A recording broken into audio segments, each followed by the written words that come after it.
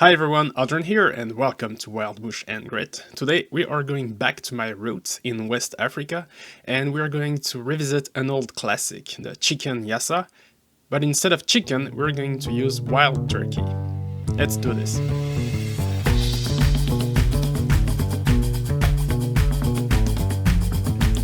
It's a very simple recipe and we're going to start with the marinade. Here I have 2 tablespoons of salt, 1 tablespoon of cumin, half an onion, large onion, 2 garlic cloves and some ginger.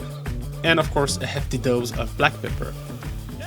Quick tips here for the ginger, of course we need to peel it, that's a lot of work.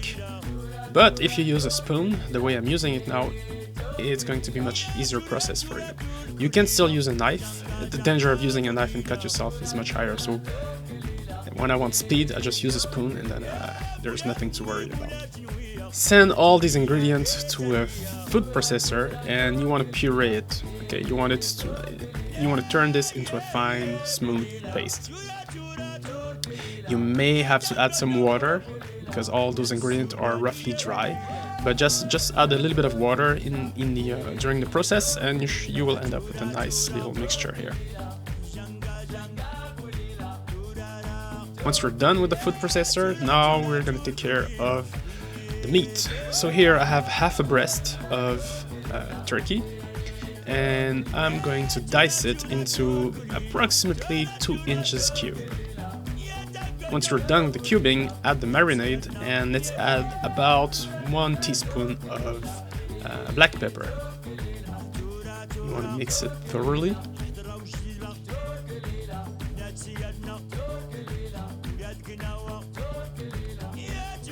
And we're going to cover that and send it to the fridge for roughly 12 to 24 hours. Here it's 24 hours.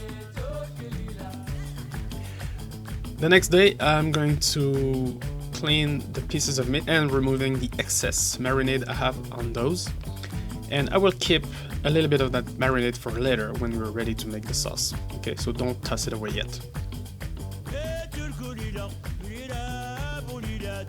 Getting ready for the grills. Here I'm going to add a little bit of oil, about 2 to 3 tablespoons of oil, just to coat all pieces.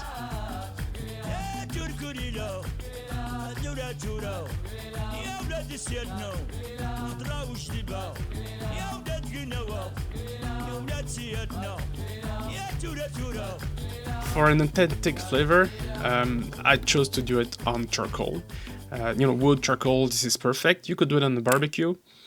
If you don't have access to a barbecue or charcoal, then what I would suggest is you just pan-sear your chunks of meat in the pan. But this is Africa, right? Almost everything is done over charcoal. Now you want to give some color. You don't necessarily need to cook them through. Actually, you don't want to cook them through. You just want to get some color. So you need relatively, I would say moderate to high heat.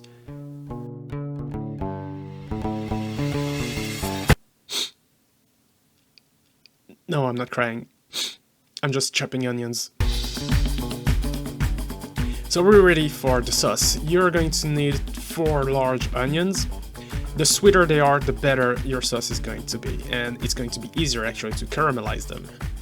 Once you've sliced all your onions, you send them on the stovetop with some fat, a good amount of vegetable oils or duck fat. This is duck fat actually, but either way works. And what you want is you want to saute the onions until they lose their water and they start caramelizing.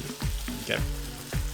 Caramelizing the onions is the key factor here. So over medium to high heat, you're going to saute those onions and you're gonna let them lose their water, and you have to stir constantly because you don't want the bottom to burn.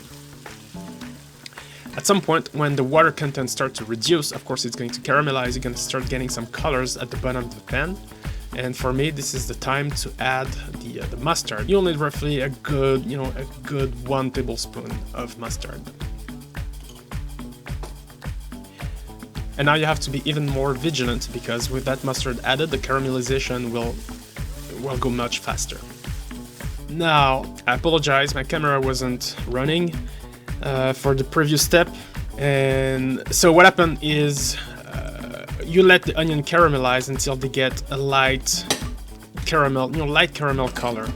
So at that point you add the meat and you add about 2 cups of chicken broth or turkey broth if you've had some at hand.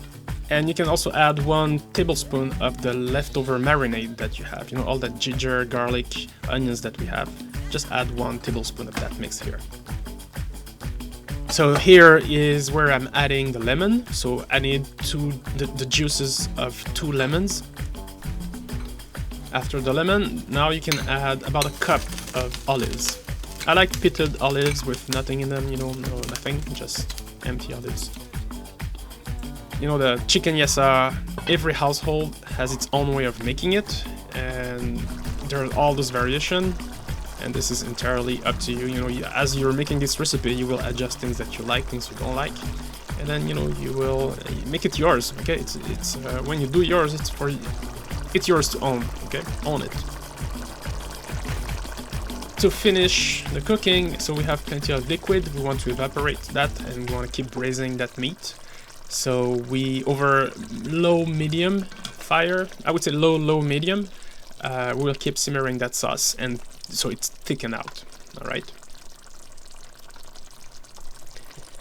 When you reach that level of consistency, almost ready, it's time to dress up the plate.